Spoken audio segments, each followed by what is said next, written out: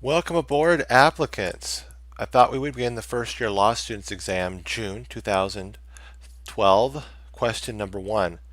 As with all of our essay questions, let's begin with the call of the question. Number 1. Does Company B have a contract with CHIP to supply 1,000 units of Part X discussed? Now we automatically know the area of law is contract law.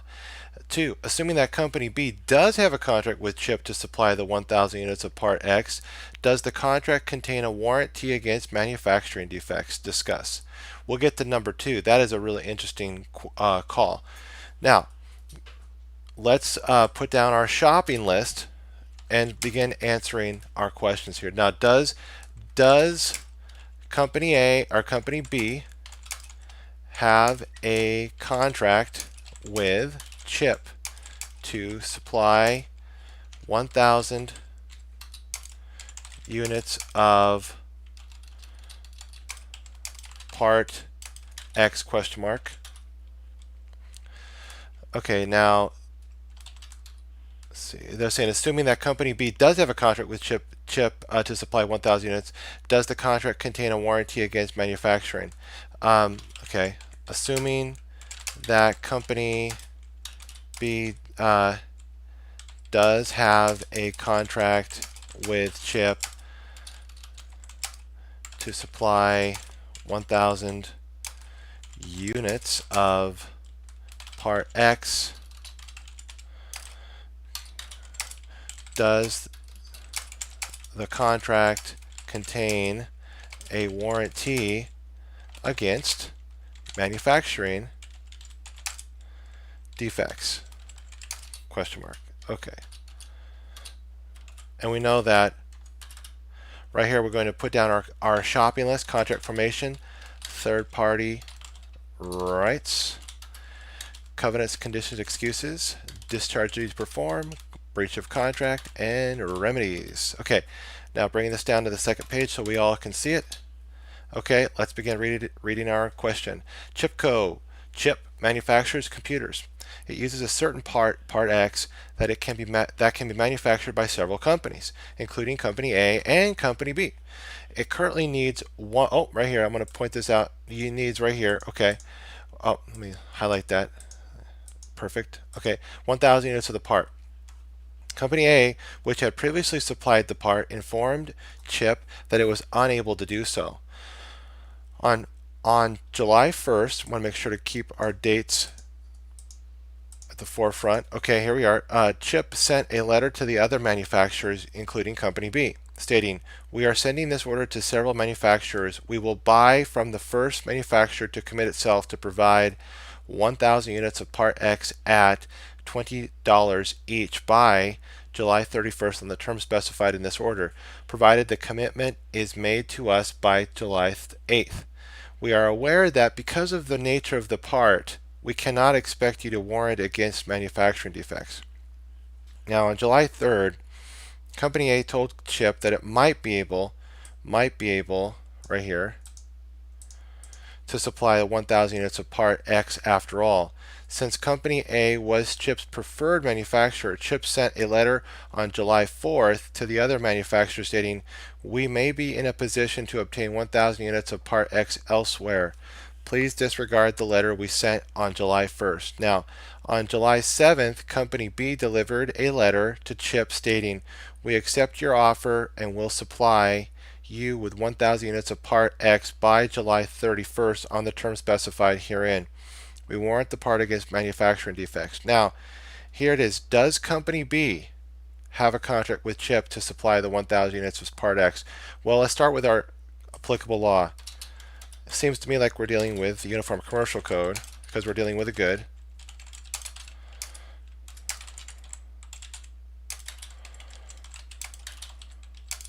And with that being said, are we dealing with merchants? And that's what we'd ask ourselves here. Is CHIP manufacturers, yep, Part X, either they regularly deal in it or have special skill or knowledge related to Part X, and Company B is a company that manufactures Part X as well. So I'm sorry, I should say CHIP manufactures computers that uses Part X, and company A and company B are companies that manufacture the part X itself. Okay, so both parties would be considered merchants. Okay. Then under contract formation, now offer. Remember, okay, now what was here the communication on July 1st? Chip sent a letter to, so I should say this. Let me start up here. Chipco or Chip Inc. manufactured computers. We already established that that's their merchant status. It uses a certain part X that can be manufactured by several companies, including part A and company A and company B. It currently needs 1,000 units of the part. Okay. Now, company A, which had previously supplied the part, informed Chip that it was unable to do so. So, okay, now on July 1st, Chip sent a letter to the other manufacturers, including company B, stating, okay, so we're taking the letter, we're sending this letter to this letter to several manufacturers. We will buy, okay, this is where we're talking about intent to be bound.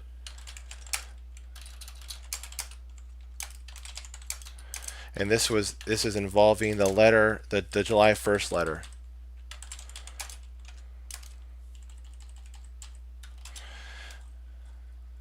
We are saying this to order to several manufacturers.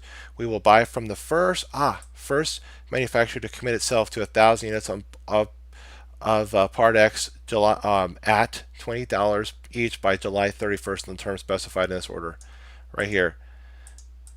This definitely in the reasonable person standard. I think this would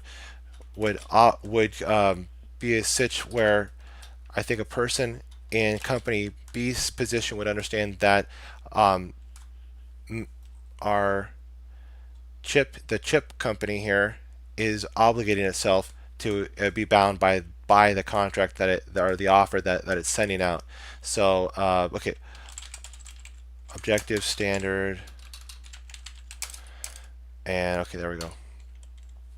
Okay, now terms, definite certain terms.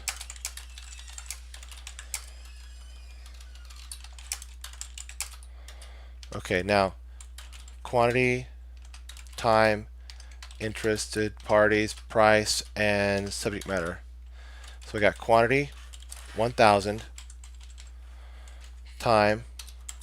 We already know that it would be July 31st. Interested parties here. This is what we're saying right here. Provided the commitment is made to us by July 8th. So they're saying that they have to receive this commitment by July 8th. We are aware that because of the nature of the part, we cannot expect you to warrant it against manufacturing defects. Now on July 3rd, company A told Chip that it might be able to supply 1,000 parts of X after all. Now since company A was Chip's preferred manufacturer, Chip sent a letter on July 4th to the other manufacturer stating, we may be in a position to obtain 1,000 units of part X elsewhere. Please disregard the letter we sent on July 1st. Now July 7th, this is when, is this with the parameters set? Yes, absolutely. It's July 8th. And what that would, and we got to establish that here under, okay, first, of course, we're going to say company B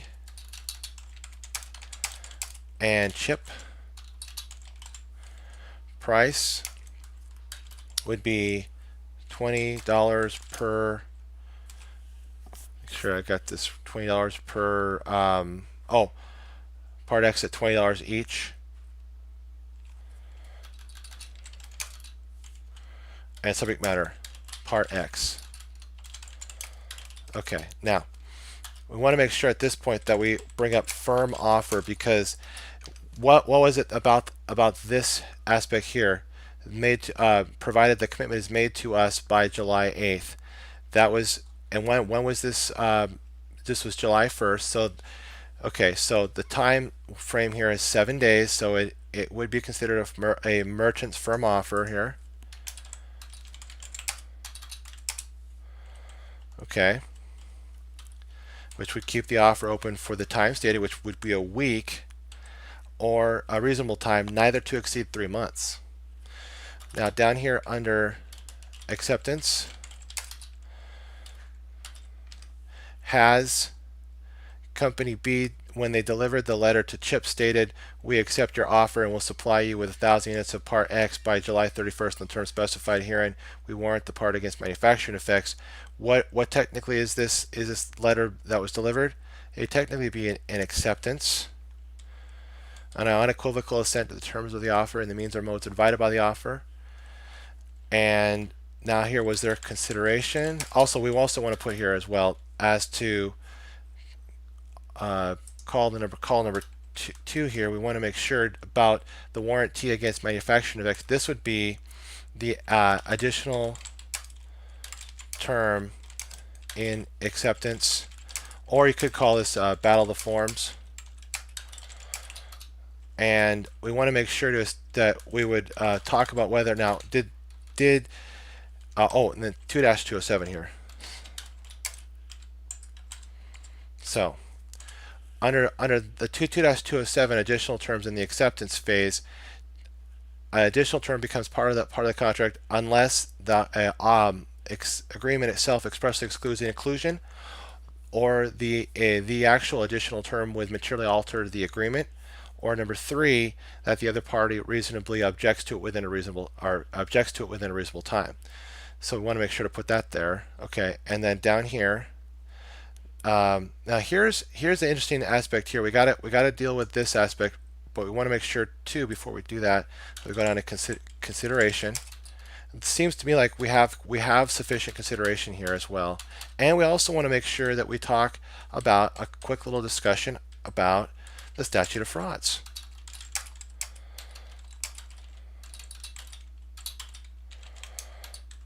And this would be for the sale of goods $500 or more.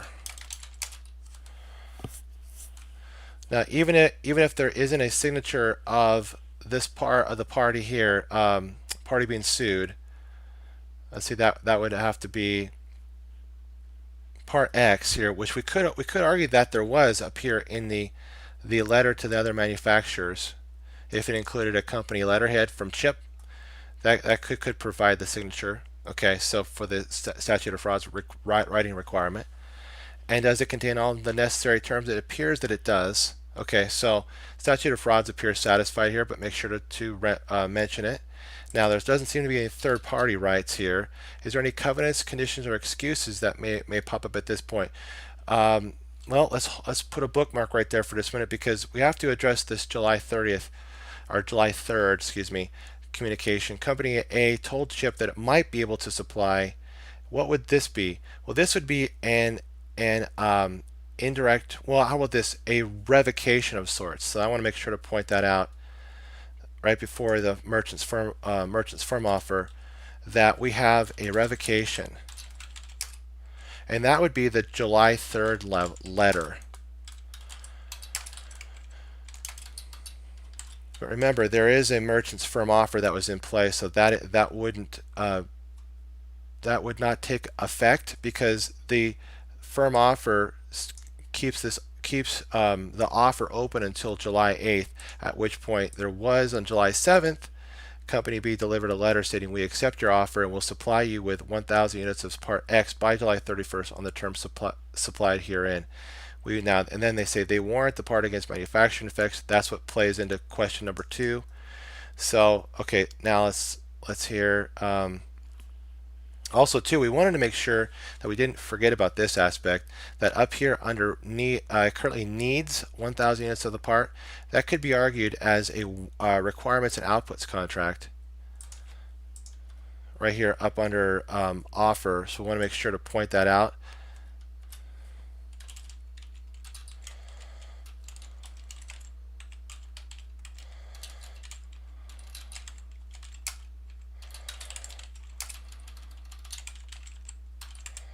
Okay. And remember, under the Uniform Commercial Code, the only thing required to keep that open would be good faith. Okay. To supply the consideration. Okay. Now coming down here, looks like after statute of frauds, do we have a? Okay, yeah. The condition precedent here would involve the delivery of the Part X by July 31st. So it looks to me like that. Right here it says by July 31st, the term specified. Okay, so yeah, we have a, a condition precedent there. Now, was there any excuses for that? Well, let's see what this right here. Now, so at this point, does company B have a contract? Yes, it appears that they do. Okay, put a conclusion there. Yeah, so therefore, it really doesn't ask about contract breach here, or breach of contract, so we wouldn't have to put that in there. And I just threw in the condition precedent just as an extra because of the delivery of the part by July 31st.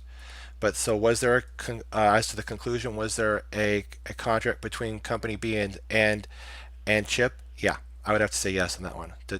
Now, under the assuming that there is a contract, which we did find, does the contract contain a warranty against manufacturing defects? Now, the additional term in acceptance, the Battle of the Forms, the Uniform Commercial Code 2-207, we already talked about that for additional terms coming in. Now, the other aspect we want to make sure to bring in here is Company A had previously supplied the part. Let's see.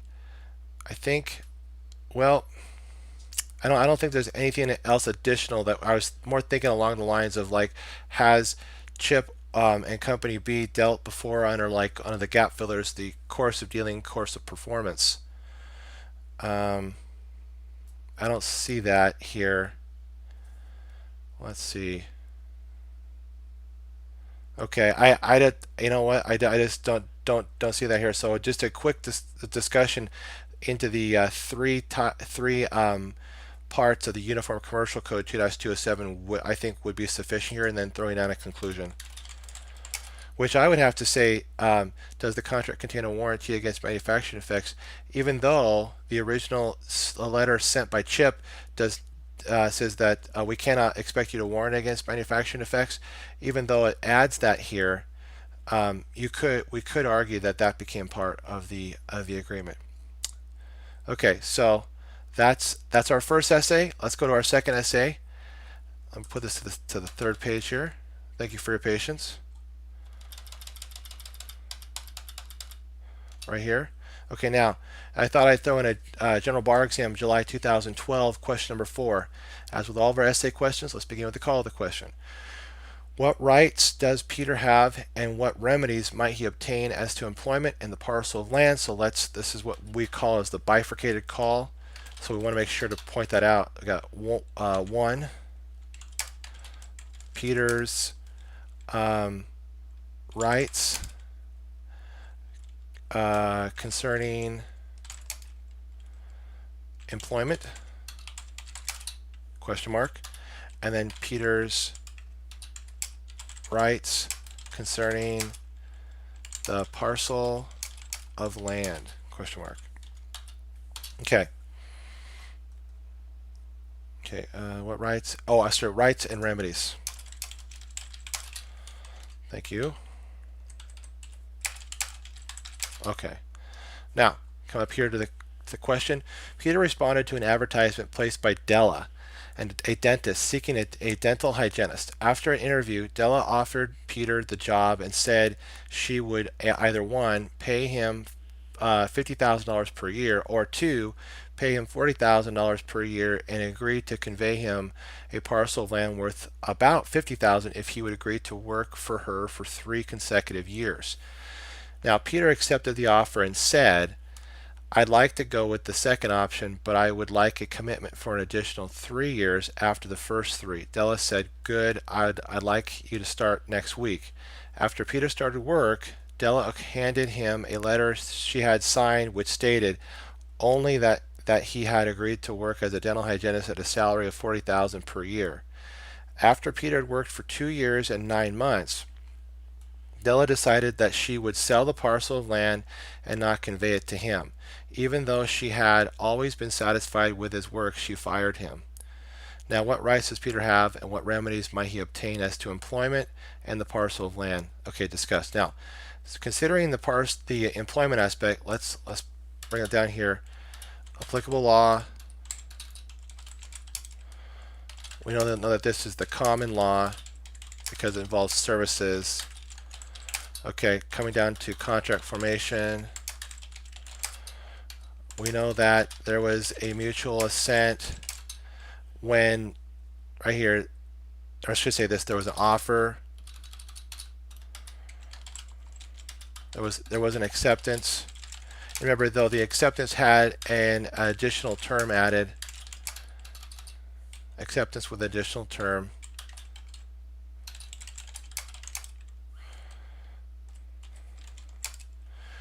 And down here, consideration,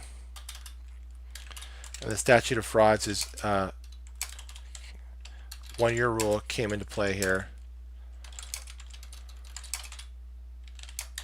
Okay, now under offer, come up here and look that Della offered Peter the job and said, or I should say this, there was an advertisement placed by Della. So first thing we will want to note under offer is we have an advertisement, which is generally not considered an offer unless the offer is identified in the advertisement, which it does not appear here. So this does not represent an offer. Okay. Now but what was the offer though? This was the offer right here. After an interview, Della offered Peter the job and said she would either one, pay him the $50,000 per year, or two, pay him the $40,000 per year, and agreed to convey him pay him a parcel of land worth about $50,000 if he would agree to work for her for 3 consecutive years. Now that would represent the offer. So we have a valid offer. Okay, because we have quantity, one contract, time would be for 3 years. Interested parties would be Della and Peter, and the subject matter would be employment and the parcel of land. Now, Peter accepted the offer and said, I'd like to go with the second option, but I would like a commitment for an additional 3 years after the first 3. Now, Della said, good, I'd like you to start as soon as possible. Now, what good represents is really interesting here because there was an acceptance at this point. The argument could be made is this an acceptance with an additional term? I'll put a question mark there, which would technically make Peter the offeror, because under a common law contract, this would technically be a counteroffer, which I don't see that. I actually see this possibly more along the lines of modification. You could say, but here's the aspect about this. And why do I say that? It's because Della said good, and that's where I think the aspect concerning modification common law kicks in, and we have mutual assent. Was there additional consideration? Well, the aspect is our new consideration that he's having to work for three more years, and she's having to pay him for 3 more years worth of employment. So yeah, it looks like to me like this could be a valid modification. Now I'd like you to start next week. Now after Peter started work, this aspect here really kicks in about the possible part performance aspect that we're going to be talking about further down here, right here. Remember, we do have a condition precedent.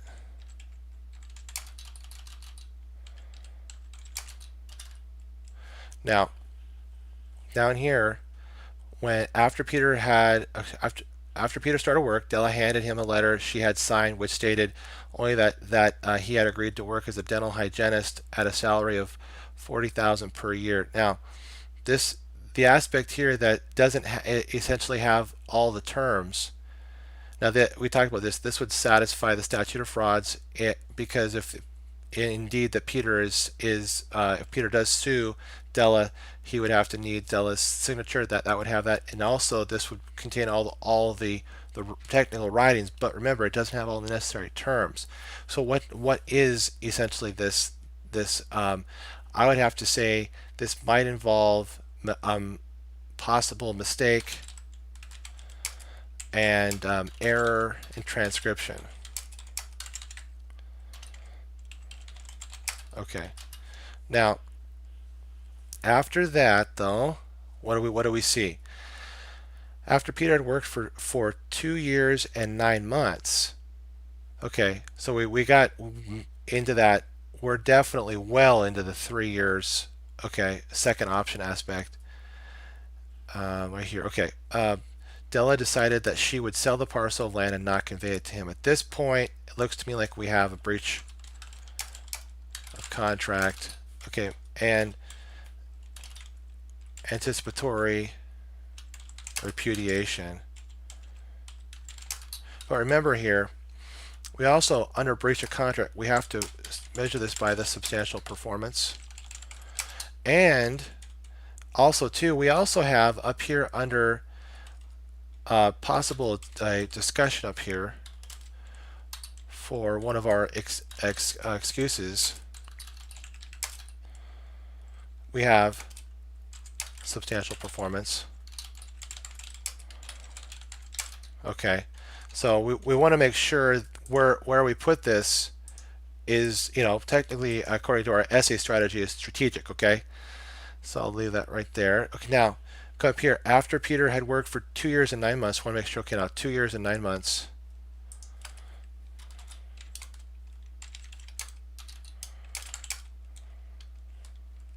Oh, see here. All right, there. Okay. Now, Della decided, okay, they already established that this would be anticipated repudiation. Even though she had always been satisfied with his work, she fired him. Okay. So right here we got anticipated repudiation. This is she fired him right here. Now, the breach of contract, we have substantial performance. What would be the remedies here? Under expectation damages. Oh, by the way, too, mitigate due to mitigated damages would have to be present here. Okay, expectation damages would be the benefit of the bargain. So it would be the if the modification did take hold, it would be let's see, it would have to be 3 additional years, so it'd be 6 years minus the 2 years 9 months. But if the modification was not effective, then it would be 3 years minus 2 years 9 months. So that's technically what we're looking at here, is just the profit that he would have received from the employment.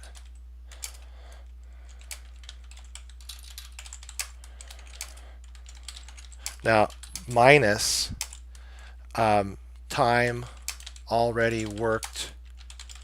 Okay, so and now down here we got to make sure to throw in consequential damages. Oh, thank you for your patience. And incidental damages.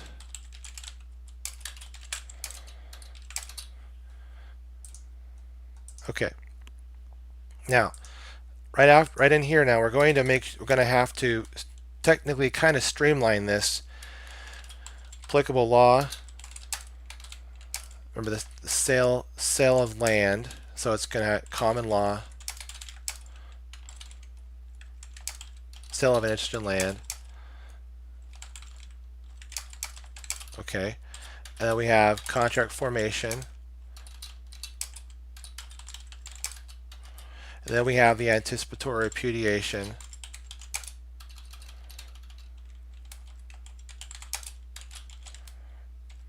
This is when she did not, oh, thank you for your patience on this one, okay. This is when she did not sell him the parcel.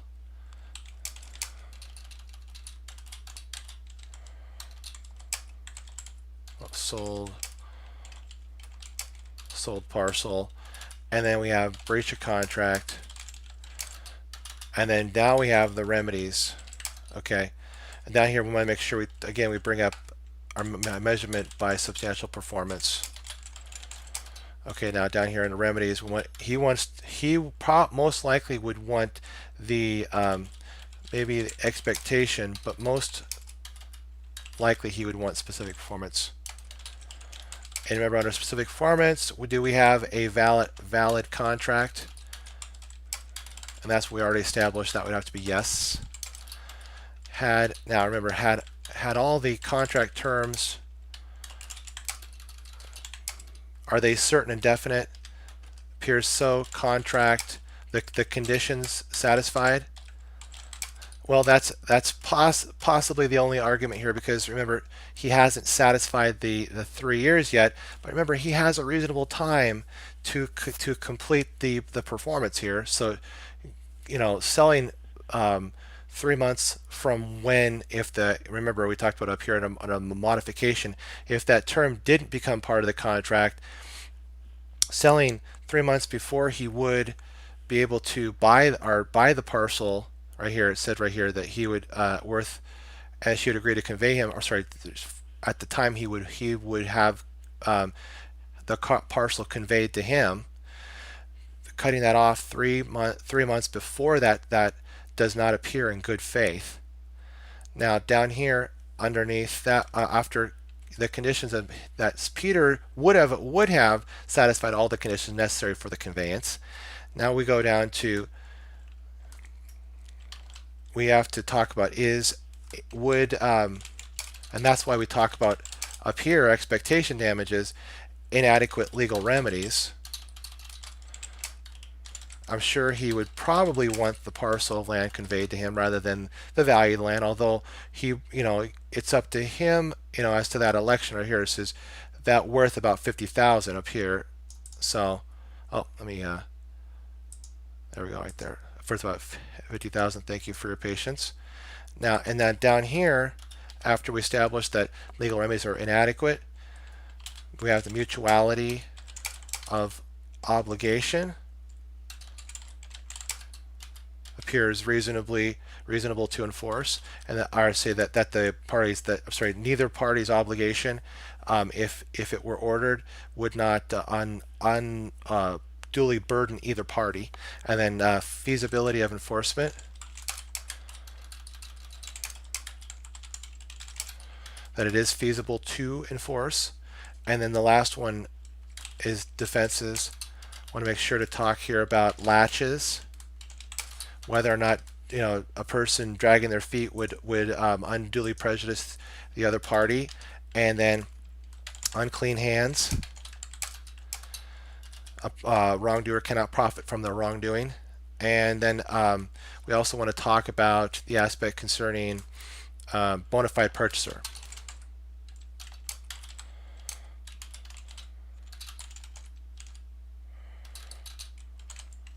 And that would be involving the party who actually purchased the parcel of land talked about here, decided that she would sell the parcel of land and not to convey it.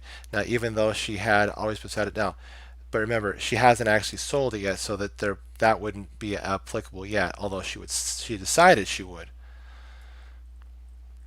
Okay, then we want to make sure down here we conclusion. And I think we have this. So what rights and remedies concerning the parcel of land? We've identified that under specific performance, he could indeed possibly require specific performance here. And remember, inadequate legal remedies, we want to make sure to point out the aspect that land is always unique. Okay. Now, and then so he possibly could enforce this under specific performance.